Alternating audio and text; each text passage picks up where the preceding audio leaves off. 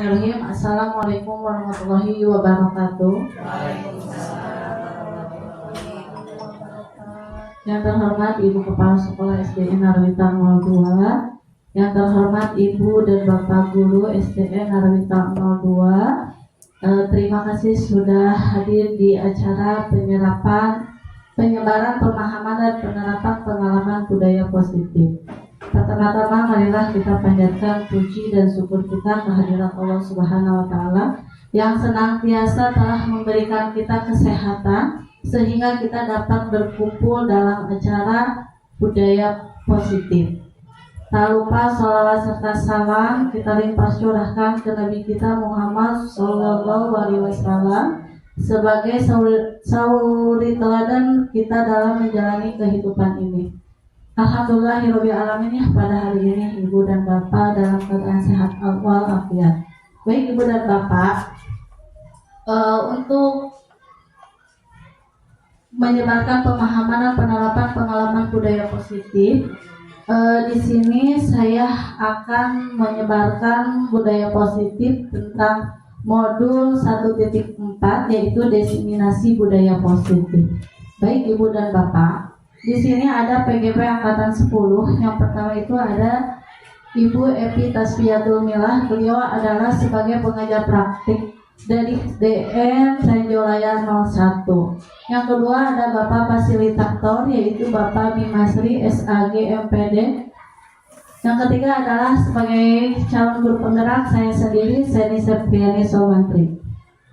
Selamat datang Bapak dan Ibu guru hebat. Mari kita belajar bersama, saling berkolaborasi dan bersinergi dalam membangun budaya positif di sekolah kita tercinta. Baik Ibu dan Bapak, di sini ada latar belakang di mana menurut KHD pendidikan harus seimbang antara cipta, rasa dan karsa. Pengembangan karakter atau budi pekerti tidak dapat tercipta begitu saja. Harus melalui pembiasaan-pembiasaan di lingkungan sekolah, lingkungan keluarga maupun lingkungan masyarakat. Oleh karena itu, peserta didik harus diberikan motivasi internal agar bisa berperilaku sesuai dengan nilai-nilai kebijakan universal yang diyakini. Salah satu kegiatan yang bisa dilakukan adalah dengan membuat keyakinan kelas, sehingga peserta didik tidak lagi merasa terpaksa, namun menunjukkan perilaku yang positif tidak hanya di sekolah tetapi juga di lingkungan masyarakat. Baik Ibu dan Bapak, di sini ada konsep utama budaya positif. Yang pertama adalah perubahan paradigma baru. Yang kedua disiplin positif. Yang ketiga nilai-nilai kebajikan. Dan keempat kebutuhan dasar manusia. Yang kelima motivasi perilaku manusia. Keenam posisi kontrol guru. Ketujuh keyakinan kelas. Dan kedelapan segitiga restitusi. Baik Ibu dan Bapak, dari konsep utama budaya positif, apakah Ibu dan Bapak pernah atau belum pernah dari konsep budaya positif ini yang belum pernah Ibu dengar atau yang baru mendengarnya? Ada yang tahu? Di mana? Nomor 6 dan nomor 8, posisi kontrol guru dan segitiga restitusi. Baik Ibu dan Bapak, tadi katanya posisi kontrol dan segitiga restitusi. Baik Ibu dan Bapak, posisi kontrol guru dan segitiga restitusi sebetulnya sudah kita laksanakan ya, tanpa kita sadari. Nah, nanti kita akan bahas ya Ibu, posisi kontrol dan segitiga restitusinya seperti apa. Baik Ibu dan Bapak, di sini apakah Ibu dan Bapak setuju atau tidak apabila yang pertama pemberian hukuman dapat mendisiplinkan siswa? Tidak. Yang kedua, pemberian hadiah meningkatkan prestasi siswa? Setuju. Ada yang tidak setuju? Setuju. Yang ketiga, memberikan penghargaan dapat meningkatkan motivasi belajar anak. Setuju atau tidak? Setuju. Ya, baik Ibu dan Bapak, ini adalah kalimat pematik yang nanti akan kita jelaskan. Tadi kata Ibu nomor 1, nomor 2, sama nomor 3 setuju semuanya ya, tidak ada yang tidak setuju. Oke, baik Ibu dan Bapak, Yang pertama tadi ada pembelajaran dengan paradigma baru. Nah, Ibu dan Bapak, di sini pembelajaran dengan paradigma baru.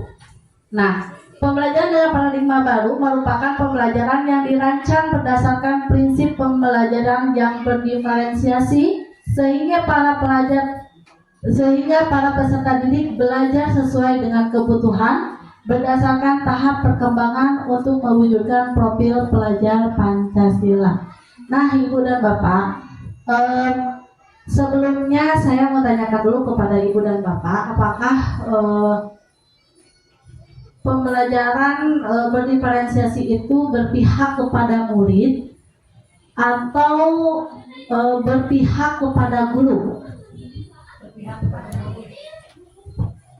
Menurut saya, pembelajaran berdiferensiasi itu adalah pembelajaran yang berpihak pada murid. Karena dengan adanya pembelajaran berdiferensiasi, kita dapat mengelompokkan siswa berdasarkan minat dan bakatnya dan berdasarkan kemampuan awalnya. Baik, Bu dan Bapak, betul ya tadi yang dikatakan Bu Yeni bahwa pembelajaran berdiferensiasi itu berpihak kepada murid. Nah, betul apa juga ini sejalan dengan pemikiran Bapak Ki Hajar Dewantara bahwa pendidik itu sebagai seorang penuntun, di mana pendidikan itu seorang guru hanya menuntun bagaimana minat anaknya. Nah, di sini ya tadi sudah dijelaskan sama Bu Yeni juga, pembelajaran berdiferensiasi itu peserta didik itu belajar dengan sesuai kebutuhannya, sesuai dengan minat dan bakatnya juga. Nah, betul sekali ya Ibu. Jadi untuk pembelajaran berdiferensiasi ini sesuai dengan pewujudan dari profil Pancasila. Ada yang masih ingat profil pelajar Pancasila itu apa? Yang pertama apa? Beriman dan bertakwa kepada Tuhan Yang Maha Esa. Siap, beriman dan bertakwa kepada Tuhan Yang Maha Esa. Bergotong royong, berkebinekaan global, mandiri, bergotong royong, kreatif, dan bernalar kritis. Nah, Ibu dan Bapak, pembelajaran dengan paradigma baru yang berdiferensiasi itu yaitu untuk mewujudkan profil pelajar Pancasila. Baik Ibu dan Bapak, di sini ada miskonsepsi tentang makna kontrol ya. Di sini ada ilusi. Nah, Ibu dan Bapak, di sini ilusinya mungkin guru mengontrol murid. Yang sebenarnya semua perilaku memiliki tujuan bahkan terhadap perilaku yang tidak disukai. Jadi Ibu dan Bapak, maksudnya di sini guru itu mengontrol murid itu ketika siswa tidak ingin melakukan apa-apa, kita tidak bisa memaksakannya. Jadi kita harus ada dari keinginan dirinya sendiri. Nah, yang kedua, semua penguatan positif, efektif, dan bermanfaat. Nah, yang sebenarnya penguatan positif atau pujukan adalah bentuk-bentuk kontrolnya. Jadi di sini guru itu memberikan pujukan atau nasihat yang bisa membangun anak gitu. Yang ketiga itu ada kritik dan membuat orang merasa bersalah, dapat menguatkan karakter. Nah, sebenarnya kritik dan rasa bersalah untuk mengontrol muridnya menuju pada identitas gagal. Yang keempat, ilusinya orang dewasa memiliki hak untuk memaksa. Sebenarnya memaksa itu tidak akan efektif untuk jangka waktu yang panjang dan sebuah hubungan permusuhan akan terbentuk. Nah, baik Bapak dan Ibu, di sini ada bagaimana seseorang bisa merubah dari paradigma stimulus respon kepada pendekatan teori kontrol. Di sini ada stimulus respon tentang dunia. Yang pertama itu adalah realitas atau kebutuhan kita sama. Tetapi di teori kontrolnya tentang dunia itu realitas kebutuhan kita berbeda-beda. Betul ya Ibu dan Bapak? Kebutuhan saya dan kebutuhan Ibu berbeda ya. Tapi kalau stimulus responnya itu bahwa kebutuhannya itu sama gitu. Nah, yang kedua itu semua orang melihat hal yang sama. Tapi di teori kontrolnya setiap orang memiliki gambaran yang berbeda. Semua orang itu pasti memiliki gambaran yang berbeda-beda ya. Maka dari itu kita mencoba mengubah orang agar berpandangan sama dengan kita. Kita berusaha memahami pandangan orang lain tentang dunia. Jadi mengubah di sini berpandangan sama dengan kita itu tidak bisa kita samakan ya, tidak bisa kita samakan. Yang keempat, perilaku buruk dilihat sebagai suatu kesalahan. Tapi menurut teori kontrol, semua perilaku memiliki tujuan. Nah, Ibu maksudnya di sini perilaku buruk dilihat sebagai suatu kesalahan. Jadi kalau misalkan anak melakukan memukul, misalkan anak memukul temannya, kalau menurut stimulus respon itu sebagai suatu kesalahan. Tapi kalau misalkan kita lihat lagi dengan teori kontrolnya bahwa anak itu melakukan pemukulan pasti memiliki tujuan, gitu. Nah, yang kelima, orang lain bisa mengontrol saya, tapi di teori kontrolnya hanya Anda yang bisa mengontrol diri Anda. Jadi maksudnya di sini orang lain bisa mengontrol diri kita, tapi kalau di teori kontrolnya bahwa mengontrol orang itu bukan orang lain, tapi diri kita sendiri. Nah, saya bisa mengontrol orang lain, tapi tidak bisa mengontrol orang lainnya, gitu.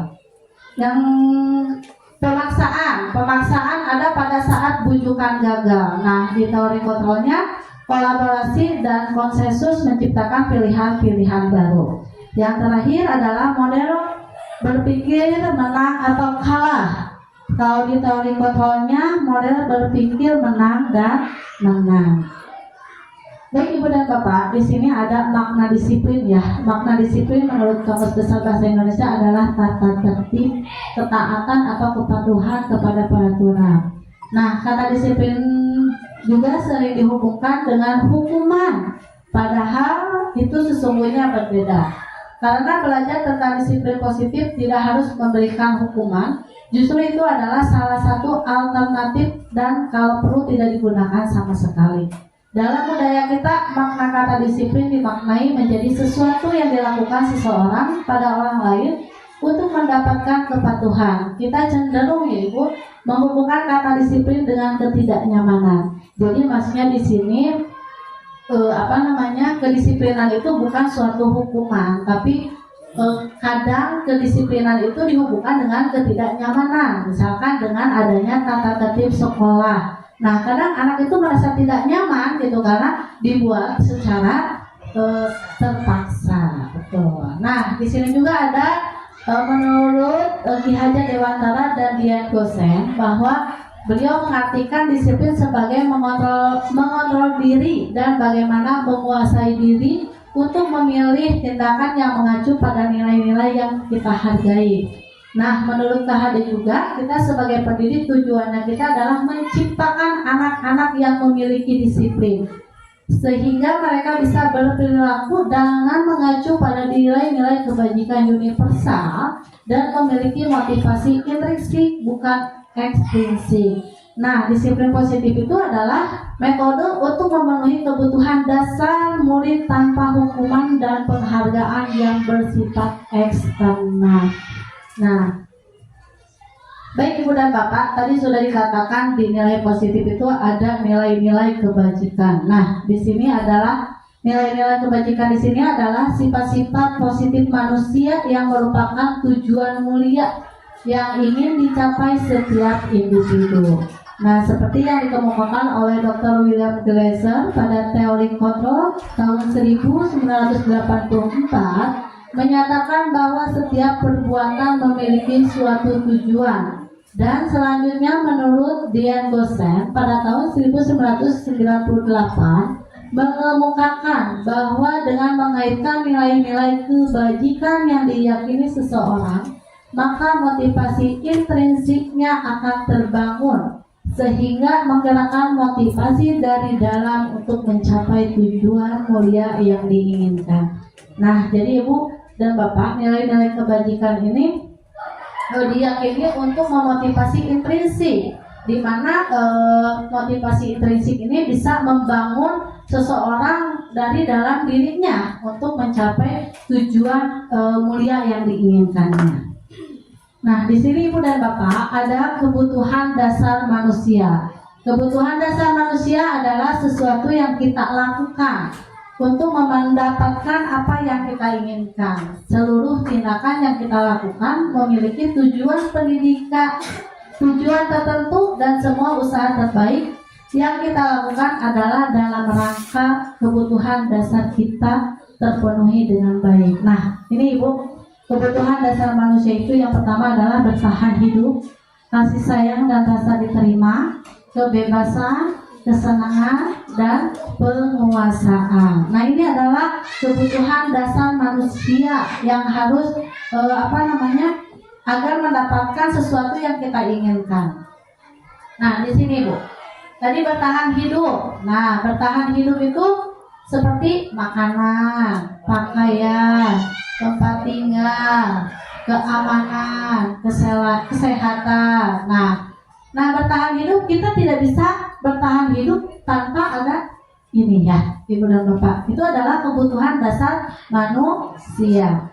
Yang kedua itu adalah kasih sayang yang rasa diterima. Nah, di sini maksudnya rasa diterima, dipedulikan, berbagi, kerjasama, menjadi bagian dari kelompok. Nah, Ibu dan Bapak, kasih sayang dan rasa diterima itu kadang anak merasa dibeda-bedakan. Misalkan ketika dalam kegiatan kelompok, misalkan satu kelompoknya 4 orang, yang bekerja hanya 3 orang, yang satu tidak bekerja. Nah, itu anak merasa diterima tapi tidak dipedulikan gitu, bahwa dia berada di kelompoknya. Nah, kalau penguasaan di sini adalah harga diri, keinginan untuk dianggap memimpin, berprestasi, diakui, didengar. Nah, jadi bahwa dia itu dalam kelompoknya itu pengen dihargai, bahwa dia berada di kelompoknya. Kadang anak, Ibu, saya mah tidak usah ngebantu katanya, misalkan gitu ya. Nah, yang keempat itu ada kebebasan. Kebebasan di sini adalah mandiri, memiliki pilihan, mencoba hal baru, mampu mengendalikan dirinya. Nah, kesenangan ini paling hobi ya Ibu dan Bapak. Kesenangan bermain, humor, antusias, dan tertawa. Yang terutama itu biasanya kalau kita sudah melakukan aktivitas, kesenangan kita adalah healing gitu ya. Nah, itu ada kebutuhan dasar manusia. Betul, kita itu harus harus bermain, humor, refreshing, betul. Nah, itu adalah kebutuhan dasar manusia. Ya, refreshing, betul. Nah, Ibu dan Bapak, motivasi perilaku manusia itu ada menghindari ketidaknyamanan atau hukuman. Yang keduanya itu untuk mendapatkan imbalan atau penghargaan. Ini adalah dinamakan dengan motivasi ekstrinsik. Jadi kadang si anak itu ketika ada tata tertib, tapi menghindari ketidaknyamanannya gitu. Biar saya tidak mematuhi itu, bagaimana saya harus melakukannya. Nah, untuk mendapatkan imbalan atau penghargaan, biasanya anak itu melakukan, misalkan di dalam kelas, saya mau ke depan terus, nanti dikasih hadiah oleh ibu dan bapak guru misalkan. Nah, itu adalah motivasi intrinsik. Jadi anak bukan dari dirinya sendiri, tapi karena ada sebuah imbalan, ada sebuah penghargaan, perasaannya, ketika saya ke depan nanti saya dikasih hadiah nih sama Bu Nia, sama Bu Yeni, sama Bu Dede misalkan. Nah, itu adalah motivasi intrinsik. Nah, sedangkan motivasi intrinsiknya di sini untuk menjadikan orang yang mereka inginkan dan menghargai apa yang mereka inginkan. Jadi dari dalam dirinya dia itu misalkan dia melakukan seperti tadi, misalkan melakukan pekerjaan ke depan, dan itu dia bukan bukan karena ada imbalan gitu, tapi karena ada motivasi dari dalam dirinya sendiri bahwa ada keinginan gitu. Baik Ibu dan Bapak, di sini ada hukuman, konsekuensi, dan restitusi. Nah, Ibu dan Bapak, hukuman di sini sifatnya tidak terencana, bersifat satu arah, bisa berupa hukuman fisik maupun psikis atau kata-kata kasar. Nah, biasanya hukuman ini tidak bisa terencana. Misalkan ketika ada anak yang datang terlambat, kenapa kamu datang terlambat? Silakan kamu lari keliling lapangan sebanyak 2 kali. Nah, itu berarti tidak terencana. Tapi berbeda dengan konsekuensi yang bersifatnya terencana, yang sudah disepakati, bentuk-bentuk konsekuensinya sudah dibuat oleh guru, murid selalu dibuat tidak nyaman. Nah, ini ya Bu ya. Yang terakhir itu ada restitusi. Nah, restitusi ini adalah proses menciptakan kondisi murid untuk memperbaiki kesalahan, yaitu di mana proses kolaboratifnya yang mengajarkan murid untuk mencari solusinya. Nah, Ibu dan Bapak, hukuman, konsekuensi, dan restitusi ini sudah pernah kita lakukan. Konsekuensinya sudah kita buat dengan anak-anak, misalkan dengan pembuatan keyakinan kelas. Restitusi misalkan ketika menghadapi anak-anak yang bermasalah dan mencarikan solusinya. Nah, baik Ibu dan Bapak, di sini ada tindakan di mana hukuman atau konsekuensi. Baik Ibu dan Bapak tinggal menyebutkan hukuman atau konsekuensi. Yang pertama, mencatat 100 kali di dalam buku kalimat "Saya tidak akan datang terlambat lagi karena terlambat ke sekolah." Hukuman atau konsekuensi? Hukuman. Lari mengelilingi lapangan basket 2 kali karena terlambat hadir di sekolah. Hukuman. Murid diminta untuk push up 15 kali karena tidak menggunakan masker. Hukuman. Menggantikan kertas teman yang telah dicoret-coret. Konsekuensi. Lari keliling lapangan karena terlambat 10 menit saat pelajaran PJOK. Hukuman apa konsekuensi? Hukuman. Hukumnya apa? Konsekuensi. Kalau Bu Yani? Kalau menurut saya ini termasuk pada hukuman, karena tidak ada sebelumnya belum ada perjanjian dulu bahwa yang terlambat 10 menit harus lari. Ini secara spontan diberikan oleh guru yang bersangkutan untuk dihukum. Ya, tadi ada hukuman, ada konsekuensi ya. Murid disuruh untuk tidak mengenakan sepatu seharian di sekolah karena tidak menggunakan sepatu hitam. Hukuman atau konsekuensi? Apa?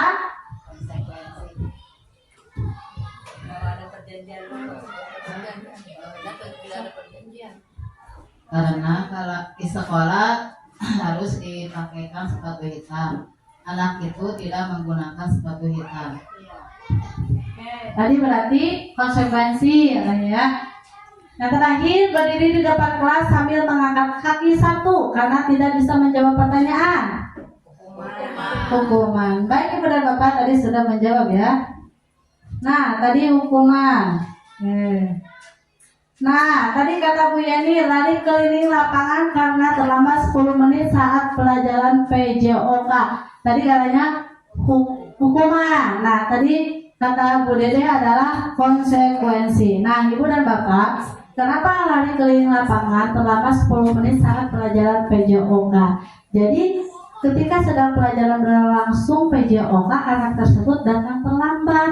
Nah, berarti itu ada konsekuensinya ketika anak datang terlambat untuk mengelilingi lapangan selama 10 menit. Ya. Ibu dan Bapak, di sini ada 5 posisi kontrol guru. Yang pertama itu adalah sebagai penghukum, di mana seseorang penghukum ini bisa menggunakan hukuman fisik maupun verbal. Yang kedua itu adalah pembuat merasa bersalah. Biasanya guru akan bersuara lebih lembut.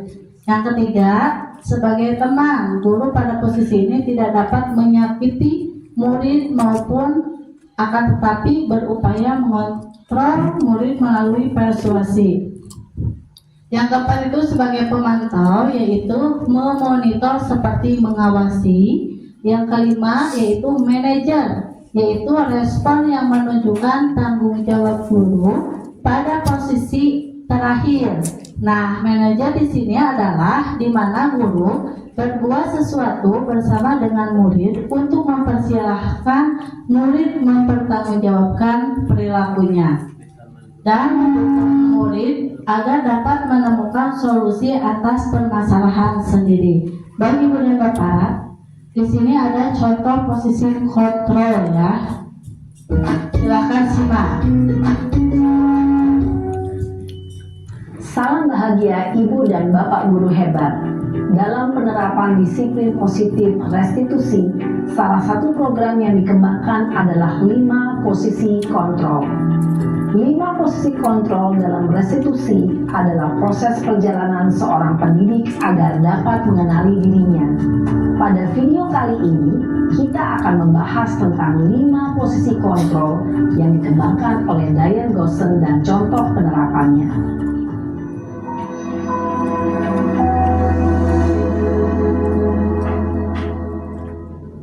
5 posisi kontrol itu adalah 1. Posisi penghukum, 2. Posisi pembuat merasa bersalah, 3. Posisi teman, 4. Posisi pemantau atau monitor, dan 5.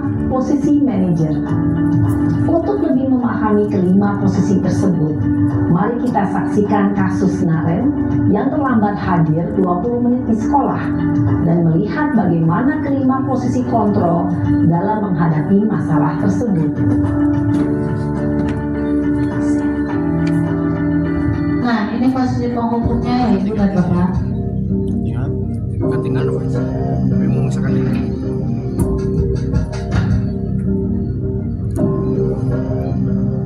Naren! Sini kamu!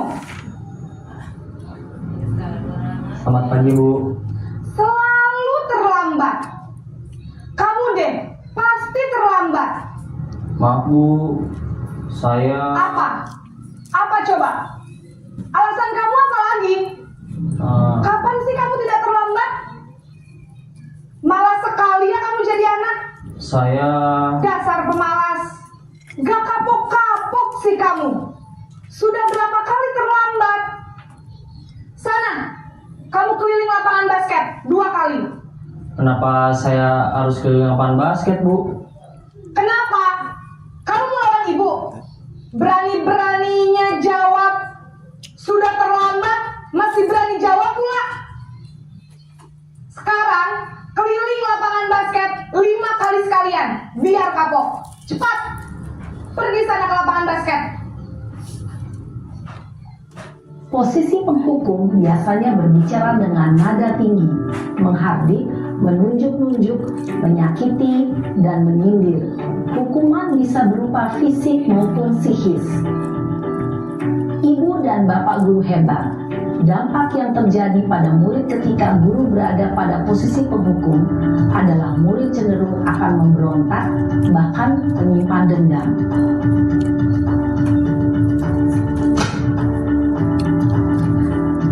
Nah, di sini posisi pembuat merasa bersalah dari Naren.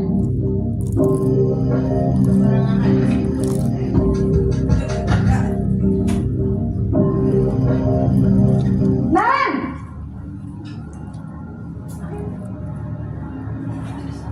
Selamat pagi, Bu. Naren, kamu kenapa terlambat lagi, nak? Ya Tuhan, Naren, kamu senang ya bikin ibu susah ya? Kalau kamu terlambat lagi, nanti ibu yang ditegur bapak kepala sekolah, nak.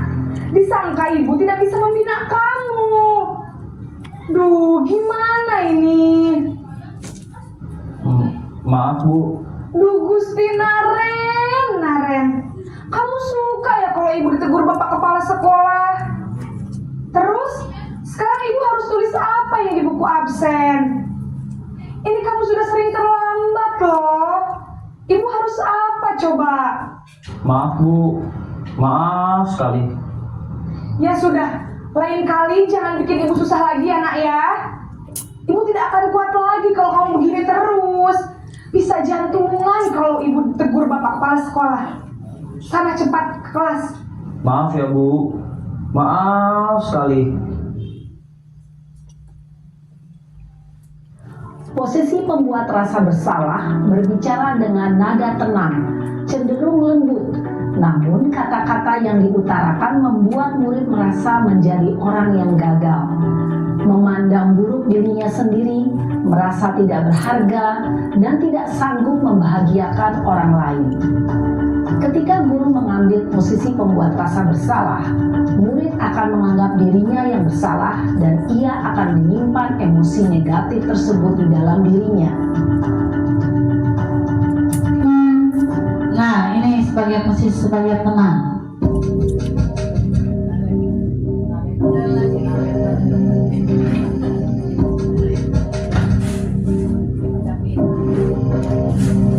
Naren,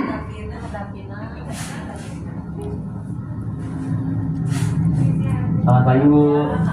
wah, sudah jam berapa ini, Nak?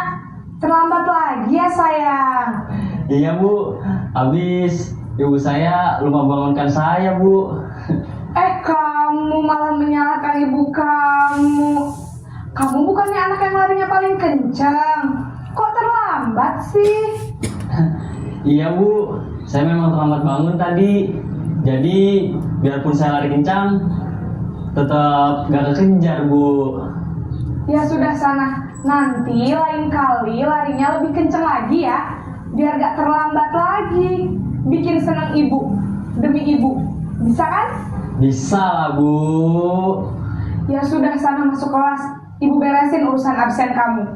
Kamu ini ada-ada saja. Dalam posisi teman, guru berbicara dengan nada suara ramah, akrab, cenderung bersenda gurau untuk menjaga suasana tetap santai. Murid akan merasa senang, aman, dan akrab dengan guru. Identitas yang tercipta adalah identitas sukses atau berhasil. Namun, perlu diingat, karena ini masih dorongan eksternal, maka ada faktor ketergantungan dari murid kepada orang tertentu. Di sini, guru absennya, sehingga di lain waktu, murid bisa berperilaku baik, namun hanya kepada orang-orang tertentu saja. Di sini posisi pemantau atau memonitor. Naren lagi.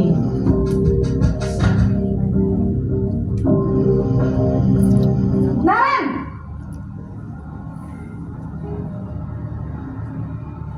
Selamat pagi, Bu.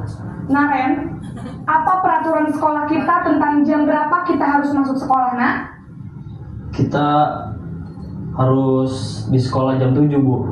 Iya betul, sekarang sudah jam 7.20. Naren sudah tahu konsekuensinya jika terlambat hadir. Paham, Bu. Saya harus tinggal kelas pas jam istirahat selama 20 menit. Iya benar, konsekuensinya demikian. Jadi nanti jam 9.30 pas istirahat, kamu harus tinggal di kelas, kerjakan tugas tambahan untuk ketertinggalan kamu, ya? Baik, Bu. Posisi pemantau mengandalkan penghitungan atau data untuk mengontrol murid. Guru mengarahkan murid berdasarkan peraturan dan konsekuensi. Seorang pemantau menunjukkan bahasa tubuh dan ekspresi wajah yang datar dan cenderung formal.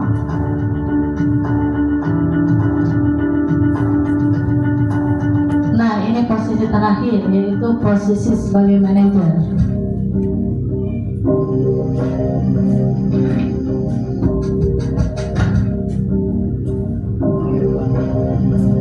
Naren!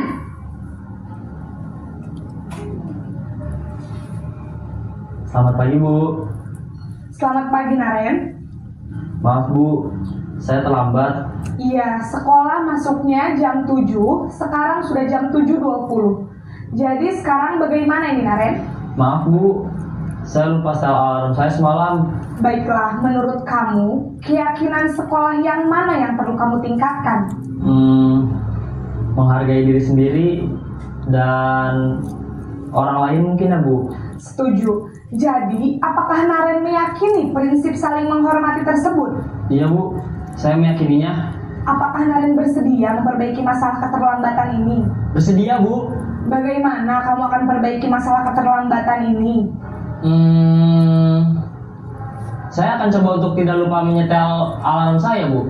Baik, kalau Naren lupa menyetel alarm di rumah, ada orang yang kira-kira bisa bantu mengingatkan tidak? Ada, Bu. Kakak saya, Kak Emma. Ada lagi selain Kak Emma? Selain Kak Emma, ada ibu saya. Baik, jadi yang mengingatkan Naren adalah Kak Emma dan ibu kamu ya? Kira-kira akan mulai start alarm kapan nih Naren? Setelah pulang sekolah, akan segera saya lakukan. Baik, jadi Naren akan setel alarm untuk bangun besok pagi dan akan diingatkan oleh kakak dan ibunda Naren ya. Ada lagi yang mungkin perlu dilakukan Naren agar tidak terlambat bangun lagi? Tidak ada, Bu. Baik Naren, terima kasih untuk kerjasama kamu. Sekarang kamu perlu kembali ke kelas untuk belajar. Baik, Bu. Terima kasih. Posisi manajer adalah posisi kontrol yang disarankan untuk membimbing murid memiliki sikap disiplin yang positif, yaitu murid yang mandiri, bertanggung jawab, dan dapat memecahkan masalah. Tujuan dari posisi ini adalah agar murid dapat berefleksi atas tindakannya. Guru akan dengan tulus memberikan pertanyaan-pertanyaan bermakna, sehingga membuat murid dapat belajar dari kesalahannya dan mencari sebuah solusi untuk menyelesaikannya. Ibu dan Bapak guru hebat, setelah mengamati adegan kelima posisi kontrol tadi, kira-kira posisi mana yang paling ideal? Posisi mana yang dapat menunjang motivasi intrinsik murid? Ya, tentu posisi merit.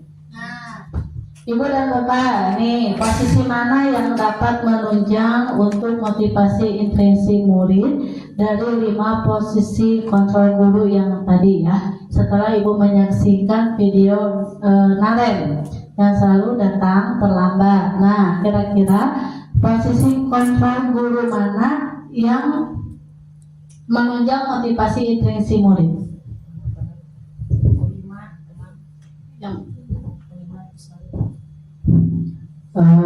Posisi yang paling baik untuk Naren tadi yaitu Ibu memilih posisi kontrol yang kelima sebagai manajer.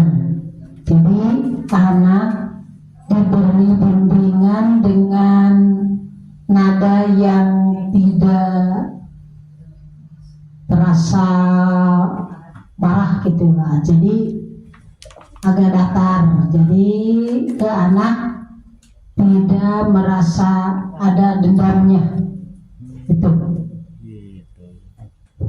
Baik, terima kasih. Betul ya Ibu, kita berada di posisi manajer.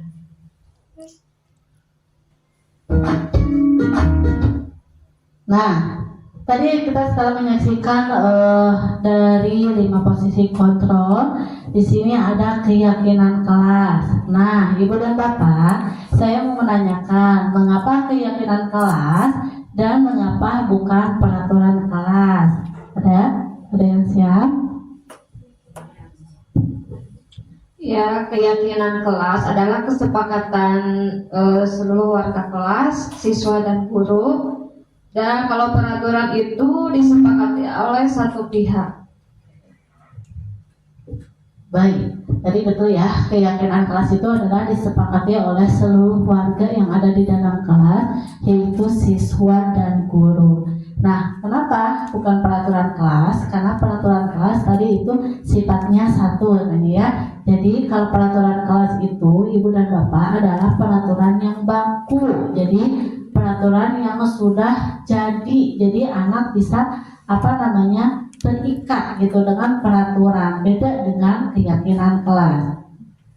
Baik Ibu dan Bapak, keyakinan seseorang akan lebih memotivasi seseorang, dari dalam seseorang akan lebih tergerak dan bersemangat untuk menjalankan keyakinannya, daripada hanya sekedar mengikuti serangkaian peraturan tertulis tanpa makna. Betul tadi yang dikatakan oleh Bu Nia, bahwa keyakinan itu harus ada kesepakatan, sehingga si anak itu tergerak untuk menjalankan keyakinan yang sudah dibuat secara bersama-sama antara siswa dan guru. Nah, betul. Tadi peraturan itu tertulis tanpa makna. Kadang kalau zaman dulu mah ada tata tertib sampai berapa, misalkan tata tertib 1 sampai 20. Tapi itu hanya sebatas tulisan tanpa ada maknanya.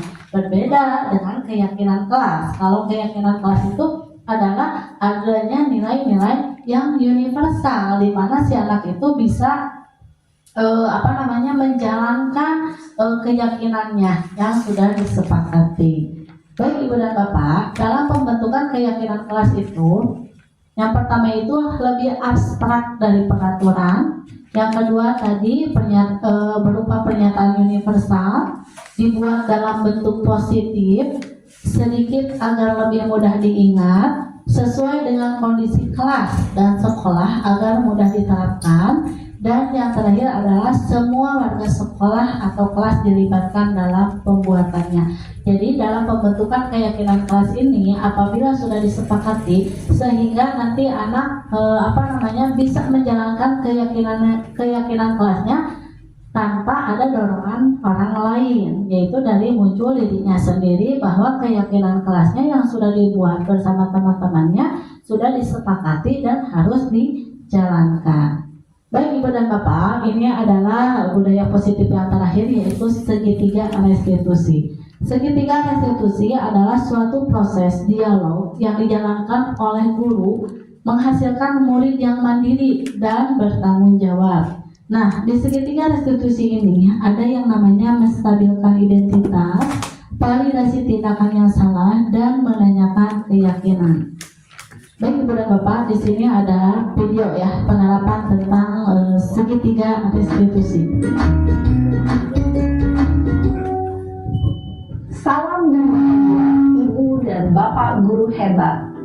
Pada video kali ini kita akan membahas tentang salah satu program disiplin positif yang diterapkan di lingkungan sekolah yang dikenal dengan nama restitusi.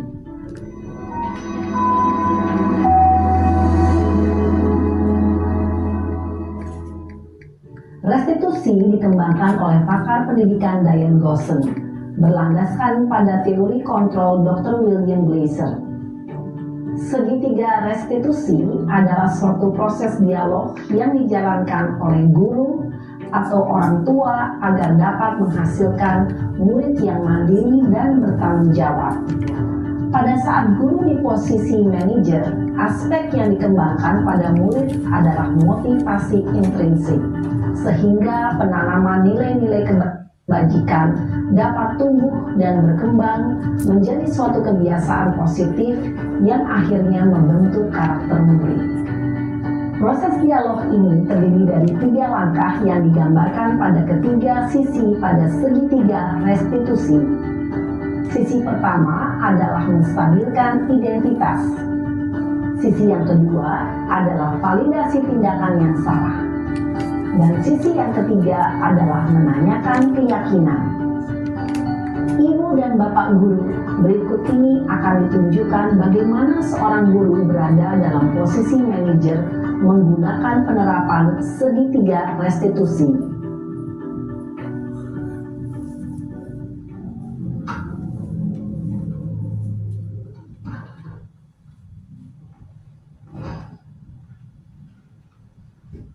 Siang Sarah. Siang Pak. Sudah lama nggak ketemu Sarah. Kenapa hari ini ada di sini? Kesel Pak, kesel banget. Masa aku dikatain tukang fitnah Pak? Ya aku marah lah. Aku balik ngatain Eka di depan kelas. Kesel banget.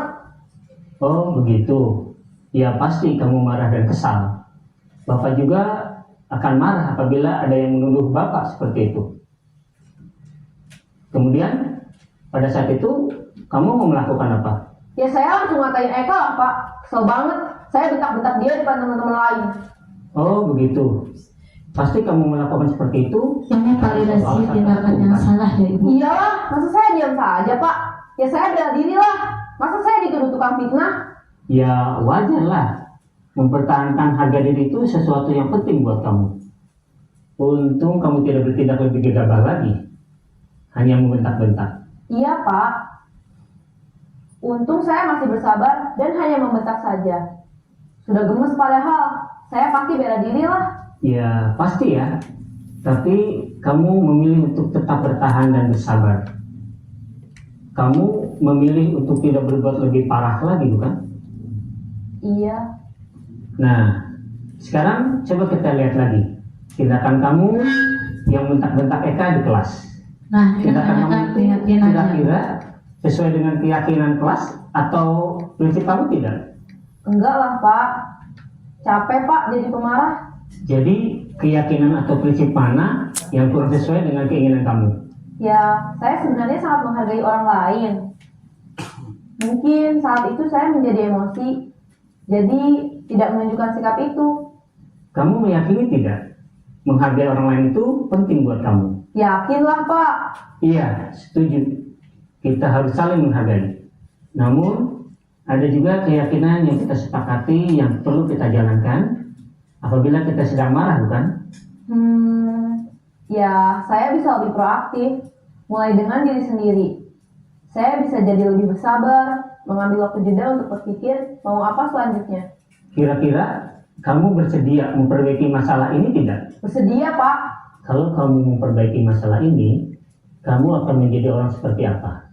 Saya akan menjadi orang yang bertanggung jawab kali ya Pak. Dan senantiasa proaktif. Iya, menurut kamu bagaimana rasanya menjadi orang seperti itu? Ya nyaman lah, bangga bisa bersabar dan menahan diri. Baiklah kalau begitu. Yuk kita pikirkan bagaimana memperbaiki masalah ini.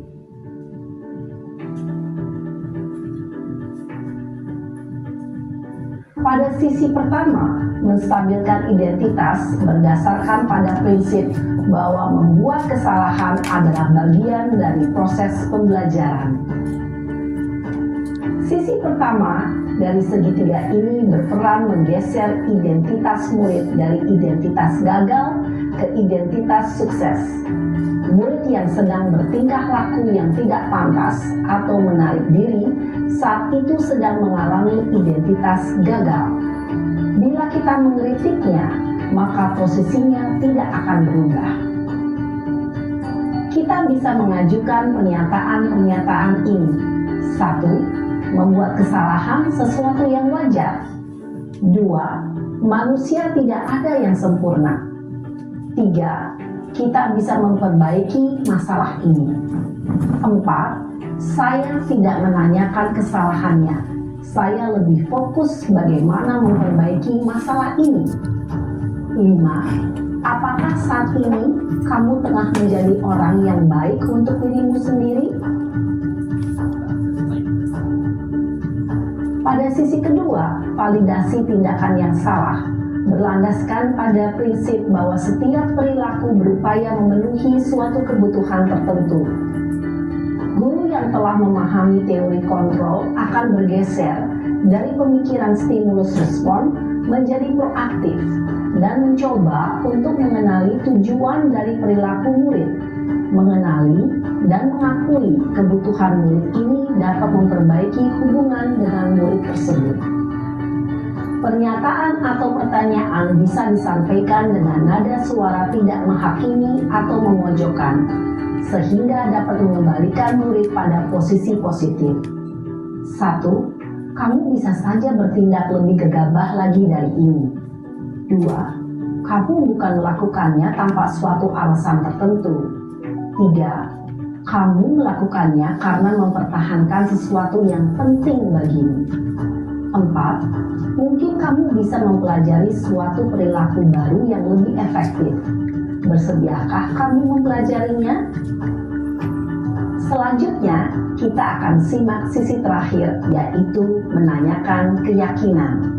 Teori kontrol menyatakan bahwa pada dasarnya kita termotivasi secara intrinsik.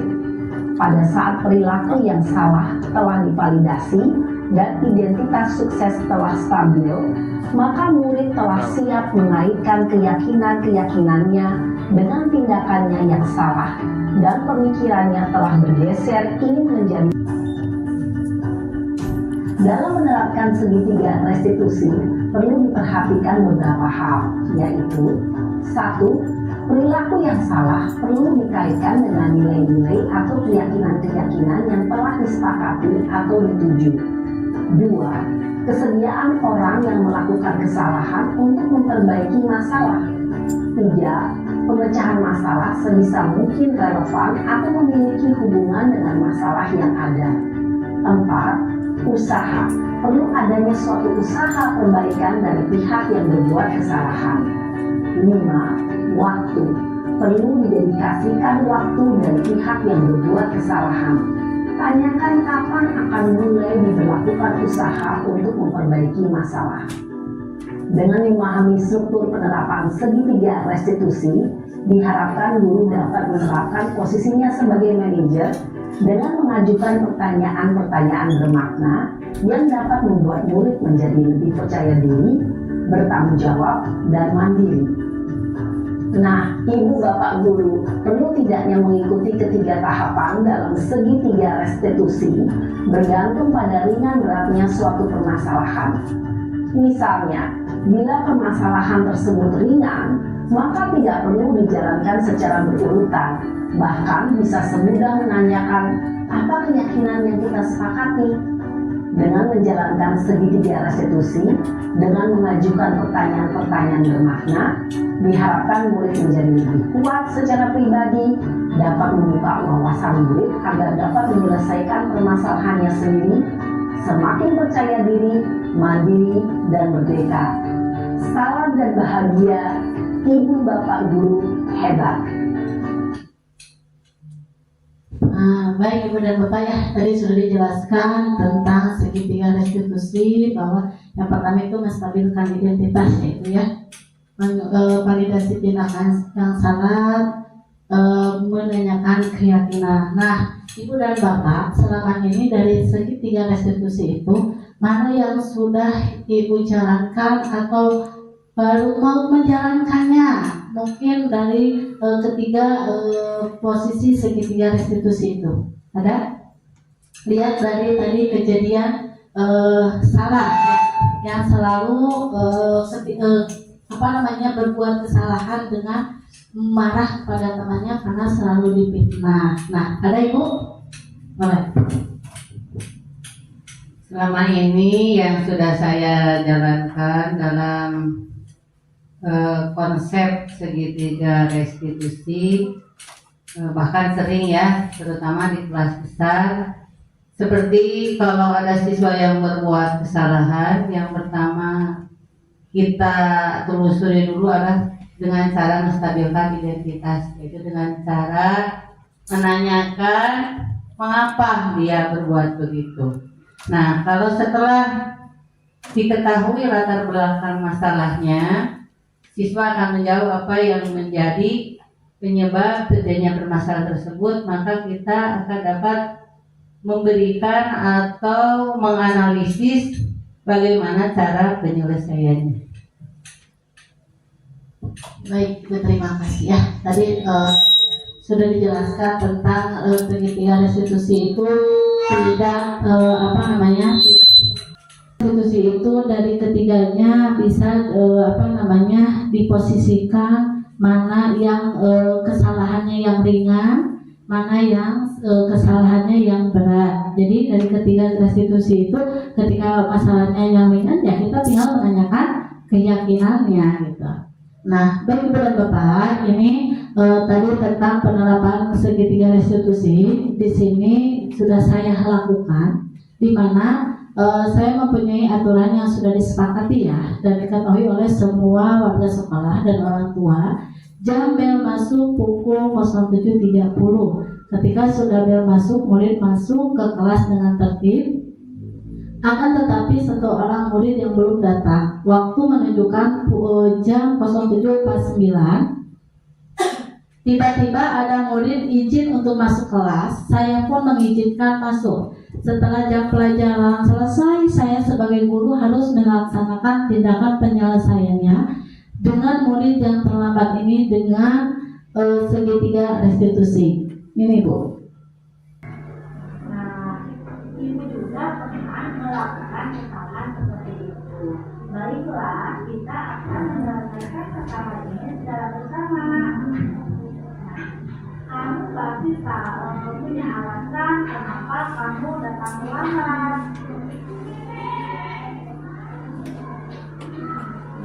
Apa mami kamu tidak marah? Memang ya, bermain game itu sangat asik. Sampai tengah malam itu akan merugikan diri kamu sendiri, nak. Nah, tapi ingatlah dengan keyakinan yang pernah kita lihat di awal mereka. Mama, sebutkan apa keyakinannya? Nah, Aulia, tahu apakah keyakinan kelas itu yang dilakukan? Apa yang akan Aulia lakukan agar bisa melaksanakan keyakinan kelas dengan baik?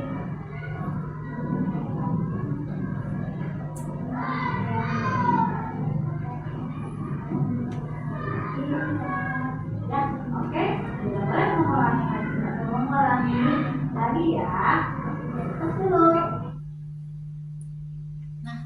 Nah, Ibu dan Bapak, itu adalah salah satu kasus di mana saya menerapkan segitiga restitusi, di mana ada seorang yang datang terlambat,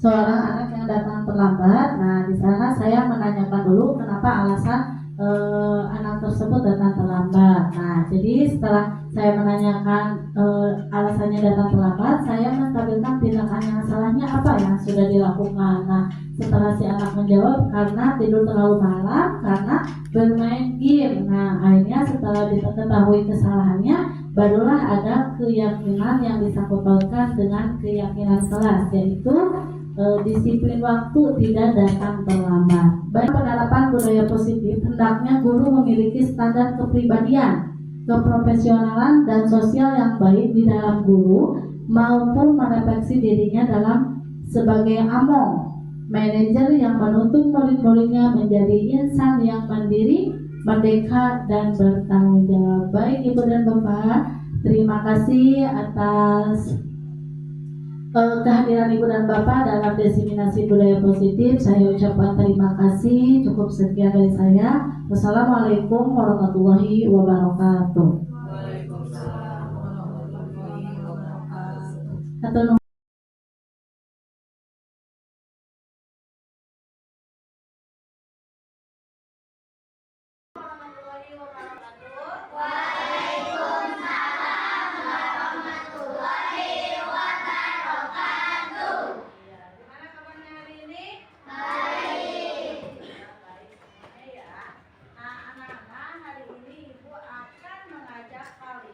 membuat sebuah keyakinan kelas.